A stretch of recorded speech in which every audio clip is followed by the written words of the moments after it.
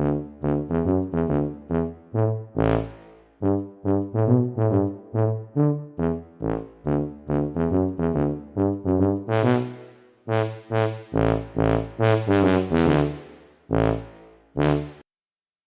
and welcome back to the Cartoonist Studio, where this time you'll find that I have made an absolute mess of it all. I had a video ready for you. It was going to be one of those this versus that, like I did one about the brush versus the dip pen. This time, and I did the whole video, and I really went into the research on it. I did brush versus a brush pen. Got it all ready. I was just producing the cover for it, the thumbnail to go on the YouTube channel. And when I went to find it on my documents, I realized that there was one there which Dixon gets brushed off or something like that. I thought, that's a bit odd. So I went looking through the videos and found out that I had already done a video on the difference between a brush versus a brush pen.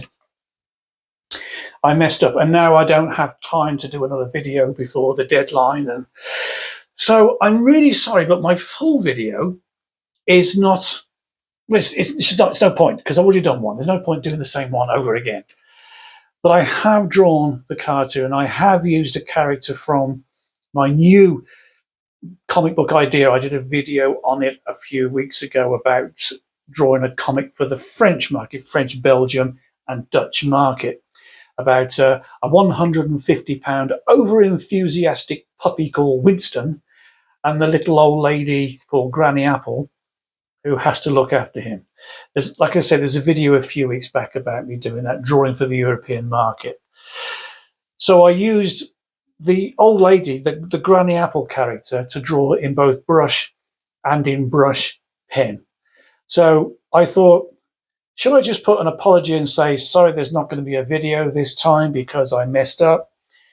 Or should I think, well, I'll just go ahead with the drawings? There's no point making any explanation because all the arguments for and against are in the previous brush video, brush versus brush pen. So I thought at least there'll be a little bit of art. You'll see me inking.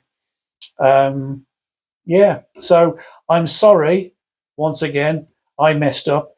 But what I will say is at the end of the video, I also produced a mural. I've been doing a mural over at the private school across the road.